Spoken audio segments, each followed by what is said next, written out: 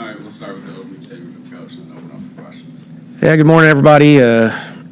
March basketball season. If you're involved in basketball, a basketball coach, a player, this is a great time of year. So really, excited for what we've done. I kind of used the close the chapter analogy the other day, and I did use that with my team. But I think it's fairly pertinent to where we are, and we really did get to close that chapter. Happy for the three seniors on Saturday to get that win on their home court, and thought people around the program. We had an event the night before to kind of recognize them with our team, and that went really well. So just thought it kind of went off without a hitch. Great crowd again. It's been really a fun year to kind of see the momentum, I guess, and the growth and maybe the direction of where we're going. And we're not there yet, but certainly excited about where we can go. And I think we kind of laid a really good foundation this year from what we've been able to do here at the Coliseum. So lots of basketball still in front of us. I'm sure we can talk about that and the conference tournament and seedings and who we potentially might play, and then obviously looking forward to the next step after that. But, proud of our group and excited for what's coming. You mentioned writing the next chapter.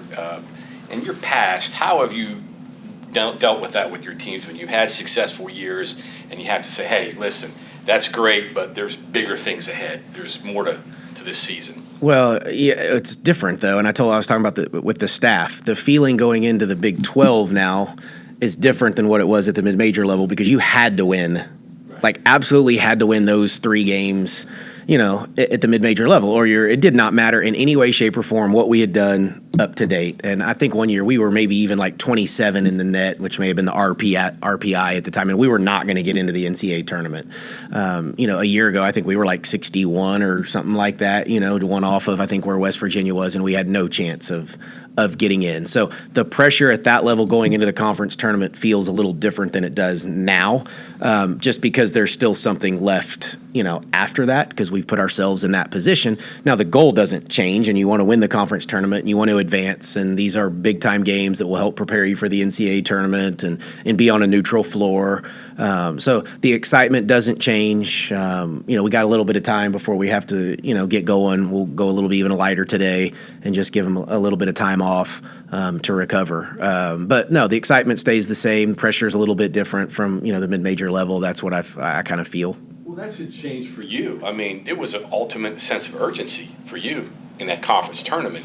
Are you going to have to recalibrate yourself now to a different thought process now, knowing you're in a power conference and you get multiple bids? And yeah, no, I mean, I think that's why I wanted to be here too, though. That was the hard part about being at the mid-major level is you have these crazy good years and then maybe just having, one year we just shot really bad. And, we were like top 5 in the country in field goal percentage that year and got to the conference tournament and had a night, and it wasn't in a good way. And then you're going to the WNIT and feeling like you didn't accomplish, an NCAA tournament and some of those dreams. So that was the hardest part for me, honestly, probably, is all the success we had was, you got so defined by the conference tournament. So I don't know that I reset it. I'm still a competitor. I want to win those games just like you want to win these. And, maybe more so the pressure on the student athletes at that level. You just have a respect for them and what those tournaments mean. But here you're playing for seedings and you're playing for moving up a line, maybe down a line if you don't do something well, and, matchups and those types of things for an NCAA tournament. And then you're always wanting to win a championship. You want to hoist a trophy at the end of it. And so, we win 2, get a day off, win 2 more. We've played just about everybody other than that Texas game here. We've been in every single game and had opportunities to win. So I think we go in with a lot of confidence knowing that we can play with and beat most teams in this league. And then one more on that. You know your team, and you'll know right away. You take the Oklahoma State game where you kind of came out, was kind of your bad performance. But the way your team plays, you'll know immediately the type of focus because that's the way you guys play. Yeah, and I thought we were as dialed in against TCU defensively as I've seen us in a long time. That was that effort on the defensive end was tremendous. That first half was as good as we've played, especially on the defensive end. Offensively, I actually really liked us offensively. Missed some shots, and I thought Prince bothered us just a little bit early until we kind of settled in and kind of went at her a little bit more. But we followed the game plan. They were excited. They were fired up. We did some really, really good stuff on the defensive end. So we got that back. I was I think the two things I talked about was offensive confidence and defensive identity. And I thought for a while we had both of those. Obviously, that fourth quarter, there wasn't a lot of offense to that fourth quarter. But luckily, that defensive identity and that lead, allowed us to play the way that we did to finish it off. You ready for the obvious question? Sure, go ahead. How's JJ? Yeah, day-to-day-ish. I don't know. Doesn't mean like she could play tomorrow, but we're kind of taking it day by day would be the best case. It probably looks a little better now than it did or what we were thinking after the game. I think she's responded pretty well here over the last 48 hours, but we'll probably know more in the next 48, 72 hours to know really what it looks like for the weekend. Yeah. It ended up being like a bruise or just well, it's a knee. Probably. Yeah, I don't really know what they would even kind of technically diagnose it. It's a knee injury that, we've got some results or some imaging and kind of still waiting on a little bit of results for that to determine, the severity of it. But I think it's on the lesser side. So I think we're hopefully going to dodge a long-term bullet for sure. It's obviously not like an ACL or no, MCL. No, she has opportunity to play here. Yeah, she'll have an opportunity to play here sooner rather than later, I think. What about Donnell? Donnell, I think going to be concussion. It sounds like so she's in that protocol and going through that. But I think she's responded pretty well too. It's I think those first couple of those first 24, 48 hours you learn a lot, especially in the concussions, just kind of where they're at. And we've seen it earlier in the year with like a Tirza who really just just got her pretty good. But I think Donnell's moving along in the protocol.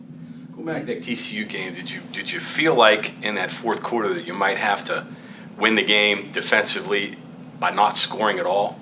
Did that cross your mind at all? Well, no, never that we wouldn't score at all. But, I thought I think I even said that in one of the timeouts. Like, guys, I don't know, we don't have a lot right now offensively. We're going to find something. But just, we were winning. We were up 18. Like, if you defend, you're going to win because you've got such a lead. Yeah, like, we have the advantage. And so, push when we can, control offense when we can, work clock, a little bit. And, there was a couple times we didn't work the clock and trying to attack 1-on-3 and turned it over. And, that's what you can't do in those situations. But we just had some sloppy turnovers. That's what I was the most disappointed in from the offensive end there in the fourth quarters. You can't have empty possessions late in a game. And, if that game were closer, that could have potentially cost us. But we chunked it out of bounds once or twice, threw it right to them 3 times, I think, and so now you're in your transition defense. They're coming at you probably with numbers, and you don't want to give good teams those types of opportunities. So we'll clean that up for sure over the next couple days. Well, your senior bailed you out. I think she scored, all 7 in the fourth quarter, right? Yeah, Jayla was pretty good. I think we had 9 in the fourth quarter, and she hit the big 3 that,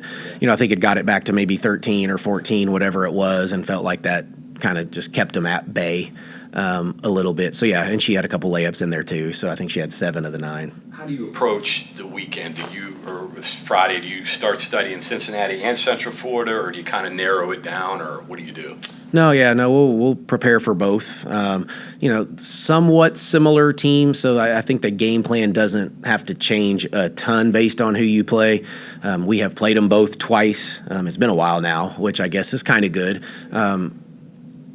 But they're somewhat similar. So early in the week, though, will be a focus on us. We won't even, like today, we won't even talk about or go through them. Maybe not even too much tomorrow. And then as we get to probably Wednesday, Thursday, you start to kind of put in the game plan and tweak it once you know who you're gonna play. But again, they don't play till late, so we'll have already practiced the day before the game, not knowing who we're gonna play. So it really is a true quick. You just have you won't, because I think they're the 8:00 game the night before. So we'll go watch and then just have a shoot around essentially to put in the foolproof game plan. So it's a little different for sure, but luckily we've played them and there's some familiarity. Guess the later tip, extra time, helpful.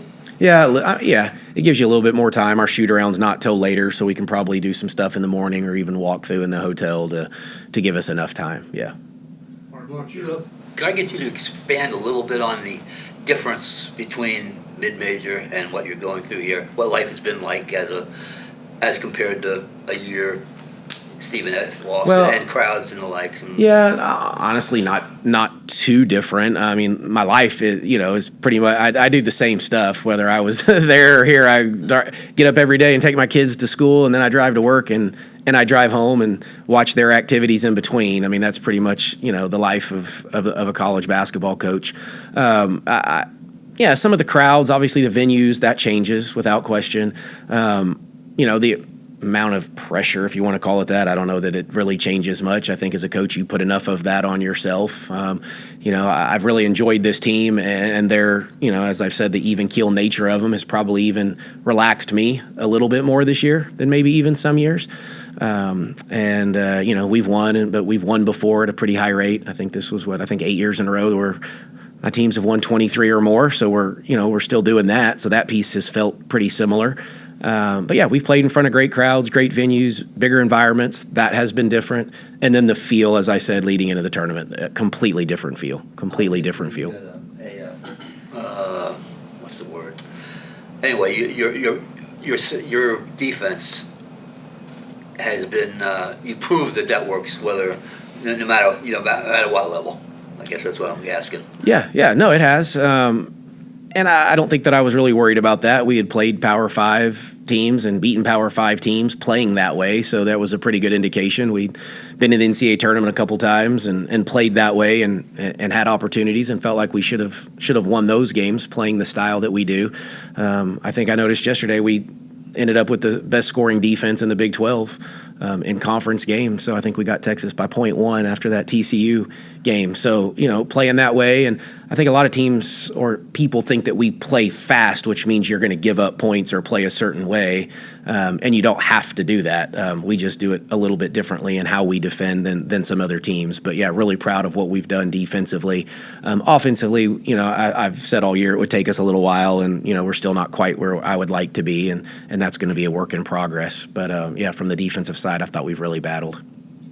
What's your schedule leading up to the game? Do you practice a couple days here? When do you travel? Yeah, so we will be here today and tomorrow. Leave Wednesday. So we'll practice here Wednesday too, though, and then leave after that, and then we'll practice down there Thursday. I think we get 45 minutes in T-Mobile on Thursday to shoot, so we'll use that as just a shooting opportunity to get in there and kind of have fun and see some shots, go in there, and then go practice after that, and then, yeah, normal Friday routine once we get to game day.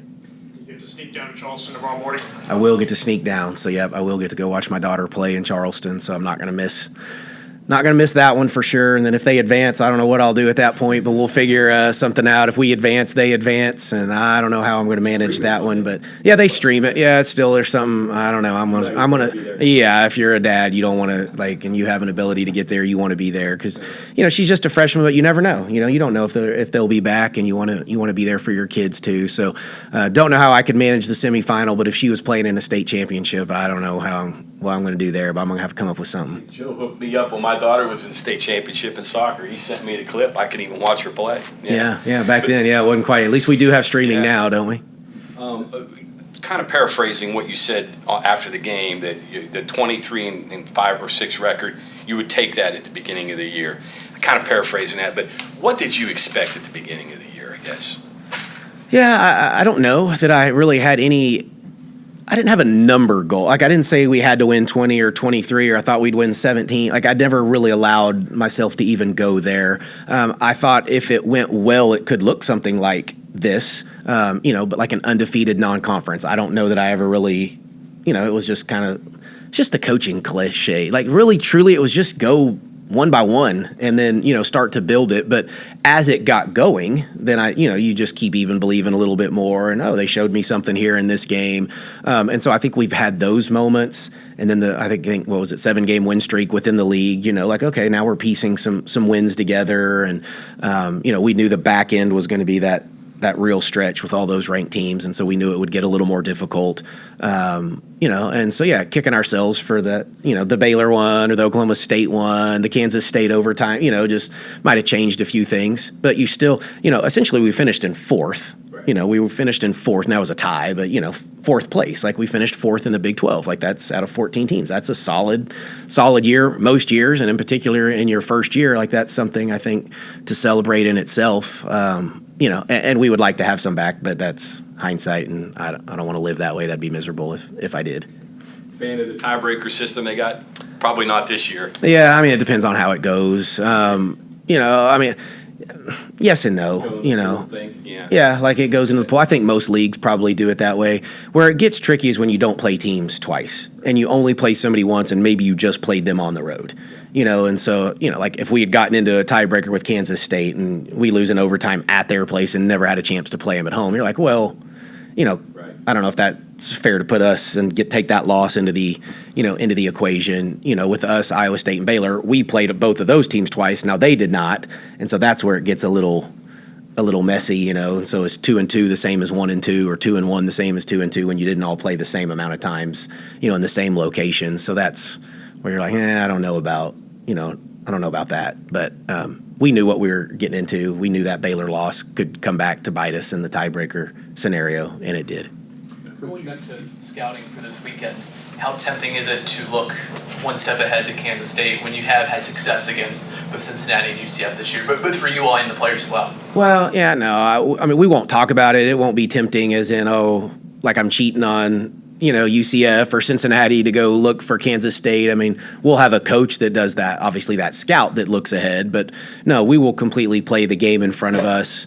We didn't play them too long ago, so that game plan, you know, we'll have to adjust a few things in that one, but, you know, it's still somewhat familiar with our kids and on their minds. So, yeah, no, I just, again, can't live that way either and don't think too far ahead and play what's in front of you, but that's tricky too this time of year because all year you know exactly who you're preparing for, you know, so now we know we're playing Friday, but we don't know who we play on that day. So that does change how we practice. So I've typically done it, and I've been fortunate to have buys and double buys and, you know, in other leagues, is you just really put the emphasis on yourselves for the first 2 or 3 days of this week when you don't know, and we can really clean up some stuff while we do that, and then go ahead and kind of prepare as the week goes on for an opponent. Coach, you kind of opened up with your statement saying, you know, this is March and basketball season, and it's obviously a different type of season, and that there's so much more raw emotion from coaches and players this type of year. This team last year went to the Big 12 and got beat on a buzzer beater in the first round game. And I know there's no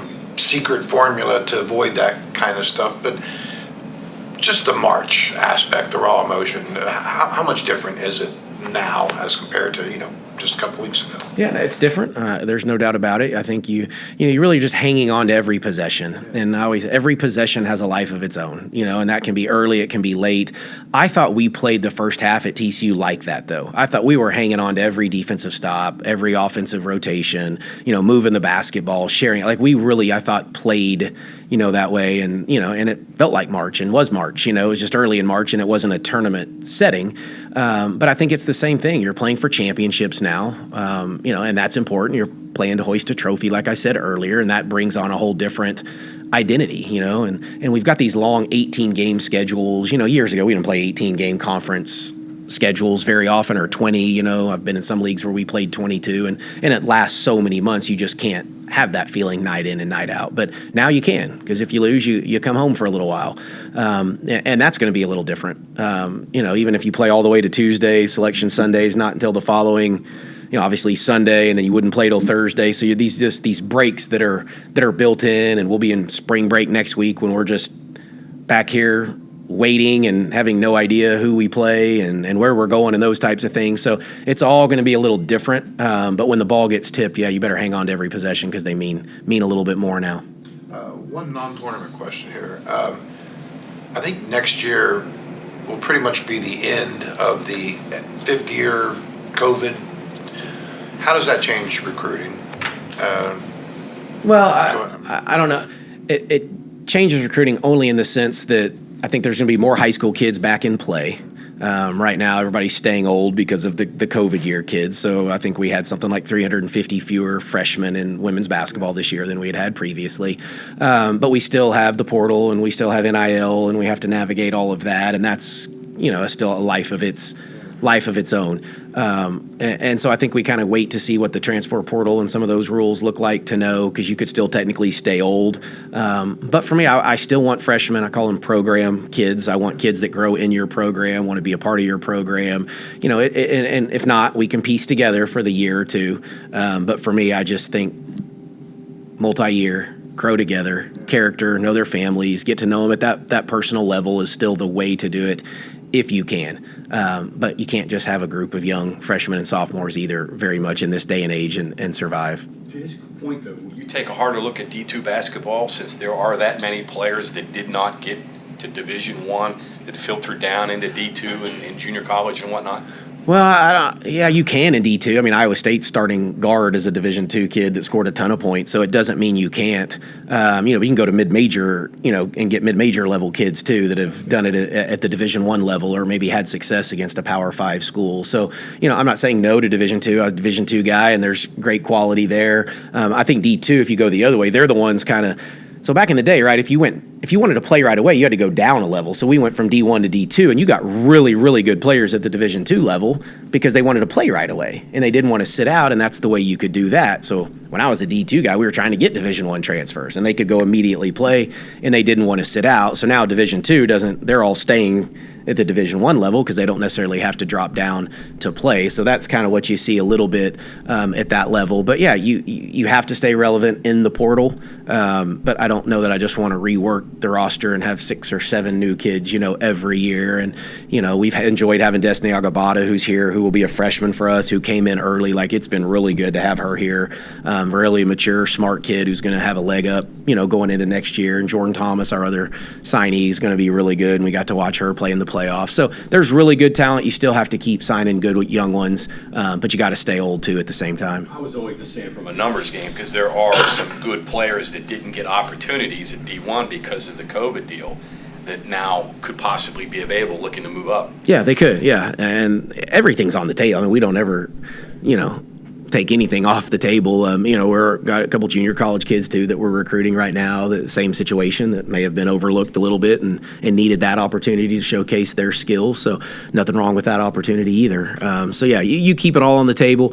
What are we probably? These tournaments will be over in 10 days, 7 days, so you can the madness from we're talking about March Madness from the basketball side. The March Madness from the transfer portal side's about to get hot and heavy too. So it's all coming to a head here pretty soon.